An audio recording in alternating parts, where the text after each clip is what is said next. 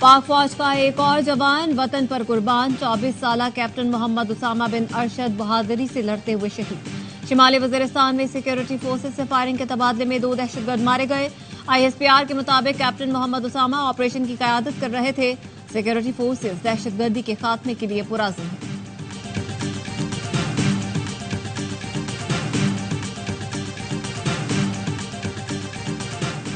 दो 200 यूनिट वाले बिजली सार्फिन के लिए 3 माह तक रियायत का ऐलान। 94% सार्फिन को 4 से 7 रुपए फी यूनिट रियायत मिलेगी। के इलेक्ट्रिक के सार्फिन भी इसमें शामिल हैं। वजीर आजम शहबाज शरीफ कहते हैं जल्द अज जल्द 10 लाख ट्यूबवेल को शमसी तवानाई पर लाएंगे। वक्त आ गया है जो दौलत से माला माल है वो कुर्बानी दे। पहली बार हुकूमत ने रियल स्टेट पर टैक्स लगाया है। रिलीफ का एक ही तरीका है, अरबों खरबों की करप्शन बंद की जाए। सिर्फ कराची बंदरगाह पर सालाना 1200 अरब रुपए इंपोर्ट टैक्स की चोरी है। 2022-23 में हमने सियासत को दांव पर लगाया, रियासत को बचाया।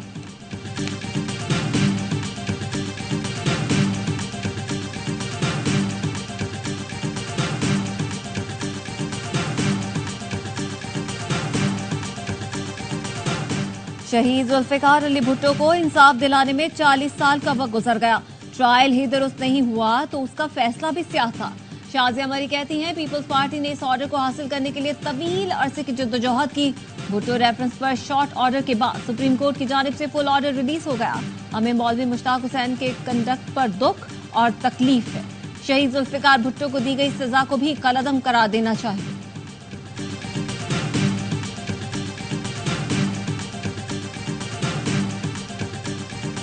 कराची में बिलाखिर बादल बरस पड़े। तेज हवाएं, हब्स में कमी, गर्मी का जोर टूट गया।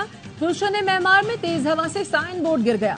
गुलिस्तान जौहर, गुलशन अखबार, मलिर, कोरंगी, लांधी में बारिश। सरजानी, तेसर टाउन, स्कीम 33, सफूरा और पहलवान गोट में भी बादल बरस पड़े। University road, federal B area, Numaish Chowrangi और दीगर इलाकों में भी बारिश। सेशन अदालत ने निकाह केस में इल्तिवा की दरख्वास्त मुस्तरद कर दी। बुशरा बीबी के वकील सलमान साफ्तर ने दलाइल में कहा बानी PTI और बुशरा बीबी की शादी में कोई फ्रॉड नहीं हुआ। ये सियासी इंतकाम का केस है। कानूनी तरीकाकार की धज्जियां उड़ाई गईं जिसकी मिसाल नहीं मिलती। पूरा केस एक तलाक और एक निकाहनामे पर खड़ा है। तलाकनामे के हवाले से फोटोकॉपी पेश की गई जो तस्दीक शुदा नहीं। समाअत कल तक मुलतवी। निकाह केस में सेशन कोर्ट को 1 माह में अपीलों पर फैसला करने का हुक्म बरकरार। इस्लामाबाद हाई कोर्ट ने खाबर मानिका की नजरसानी की दरख्वास्त खारिज कर दी।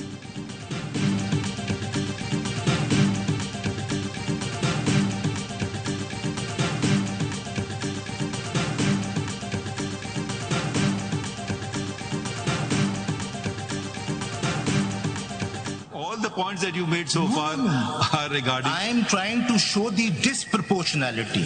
जनरल सीट जीतने वाली पार्टीज को 30 सीटें मिल गई हैं। आपको तो 0 मिले ना, तो आपको फिर 0 मिलना चाहिए आपकी लॉजिक के हिसाब से। सर मैं डिस्प्रपोर्शनैलिटी देखें, ऐसे तो आर्ग्यू ना करें ना। आज तो आप अपने खिलाफ सारी बातें कर रहे हैं। सुप्रीम कोर्ट ने सुन्नी इत्तेहाद काउंसिल की मखसूस नशिस्तों से मुतालिक केस का फैसला महफूज कर लिया। चीफ जस्टिस ने रिमार्क्स दिए सुन्नी इत्तेहाद की कोई जनरल सीट नहीं तो मखसूस नशिस्त कैसे मिल सकती है। मुतनासिब नुमाइंदगी के हिसाब से तो सुन्नी इत्तेहाद काउंसिल को कोई मखसूस नशिस्त नहीं मिलनी चाहिए।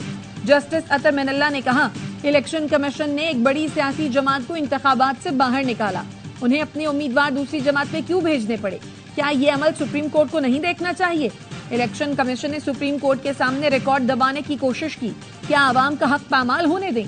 आर्टिकल 51 सियासी जमातों के हुकूक यकीनी बनाता है। इलेक्शन कमीशन की गलत तशरीह से तनाजा पैदा हुआ। केस अहम है। इलेक्शन कमीशन की जिम्मेदारी पर संजीदा सवालात उठे हैं।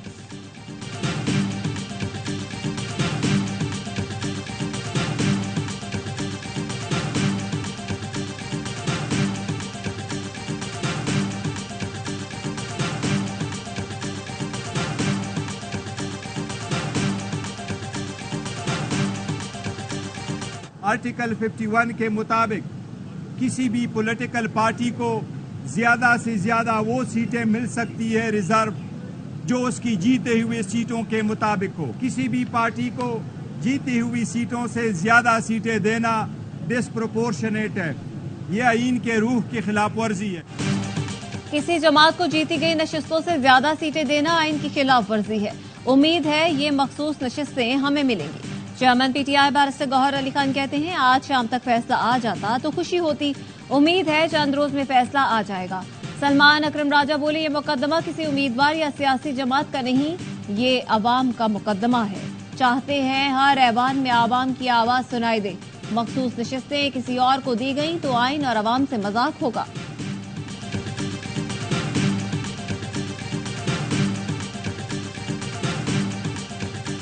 कॉल टैपिंग की इजाजत इस हुकूमत के गले पड़ेगी, ये खुद इसकी जद में आएंगे। नून लीग और पीपल्स पार्टी वाले अदालतों में घूमते नजर आएंगे, जेल में बैठे होंगे। ऑपोजिशन लीडर उमर अयूब का रद्द अमल, कहा इससे ज्यादा नालायक हुकूमत नहीं देखी। डॉलर 350, बिजली का यूनिट 100 रुपए होने जा रहा है। अगस्त में जो बिल आएगा लोग सड़कों पर निकल आएंगे। बानी पीटीआई के तमाम केस खत्म होने जा रहे हैं।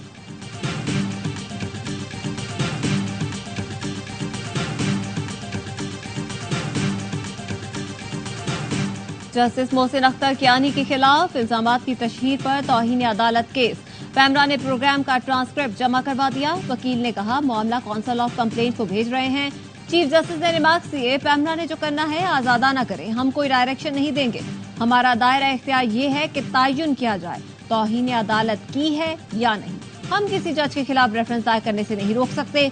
कानून हर शहरी को रेफरेंस दायर करने का इख्तियार देता है। ज़ेर इल्तिमाम मुकदमात की रिपोर्टिंग जरूर करें लेकिन फैसले न सुनाया करें। आजादी इज़हार राय की आड़ में किसी की तस्दीक नहीं होनी चाहिए। समाअत गर्मियों की छुट्टियों के बाद तक मुलतवी।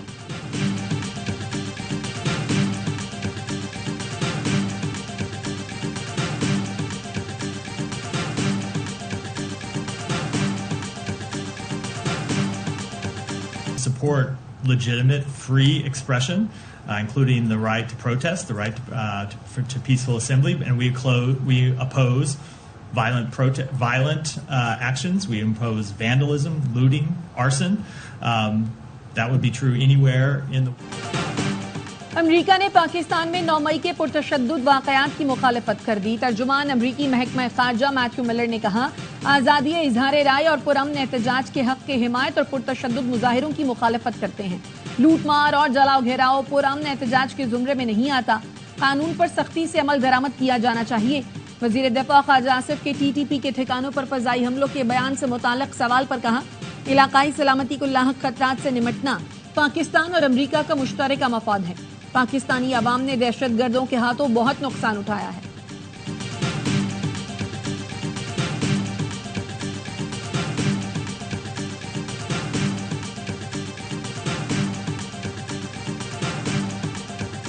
अफगानिस्तान को कह दिया अपनी जमीन से पाकिस्तान में दहशतगर्दी के रास्ते बंद करे। पाकिस्तान अफगानिस्तान को मुस्लिम बरादर मुल्क तस्लीम करता है।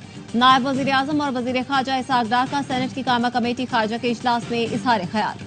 कहा पाकिस्तान पोलियो के खात्मे के लिए अफगानिस्तान के साथ बैठने को तैयार है। अफगानिस्तान के साथ सेहत आम के शोबों में ताउन बढ़ाएंगे। पाकिस्तान अफगानिस्तान में सिक्योरिटी बेहतरी के लिए भी ताउन कर रहा है।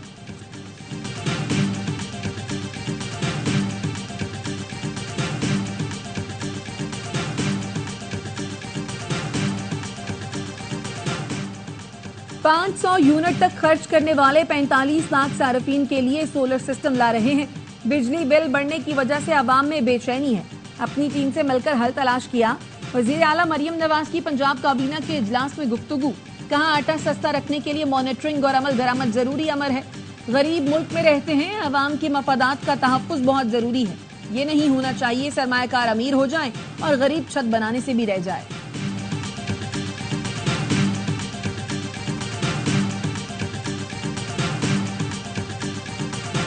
पिज्जा के साथ मुनशियात की सप्लाई करने वाला गिरोह पकड़ा गया। सिंध के सीनियर वजीर शर्जील मेमन कहते हैं 4 बैंक अकाउंट्स पकड़े जिनमें मुनशियात के पैसे आते हैं। मुल्जिमान ने बताया फूड डिलीवरी के साथ ड्रग्स भी भेजी जाती हैं। स्कूलों में बच्चों की सरप्राइज चेकिंग करेंगे, सबको एतमाद में लिया जाएगा। कराची, हैदराबाद, सक्खर और लाड़काना के मेयर भरपूर तरीके से काम कर रहे हैं। बारिशों से निपटने के लिए बेहतर इंतजाम किए हैं।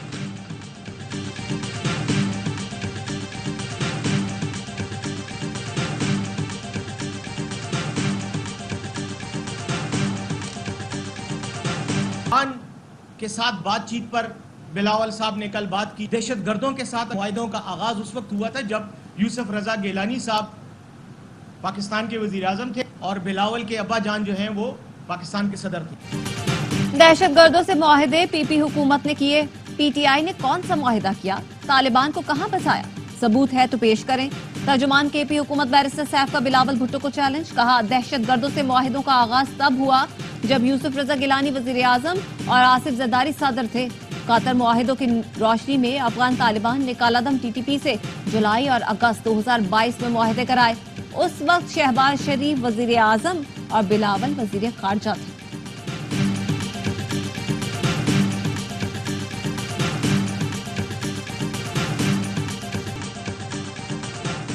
और मुतालबात ना माने गए तो मुल्क भर की फ्लावर मिल्स जुमेरात से बंद कर देंगे। पाकिस्तान फ्लावर मिल्स एसोसिएशन का हुकूमत को अल्टीमेटम। मौक़िफ़ अपनाया, कल गंदम की वॉशिंग और पिसाई बंद कर देंगे। एफबीआर के टैक्स के नफाज से आटा महंगा हो जाएगा। एफबीआर विद होल्डिंग टैक्स का फैसला वापस ले।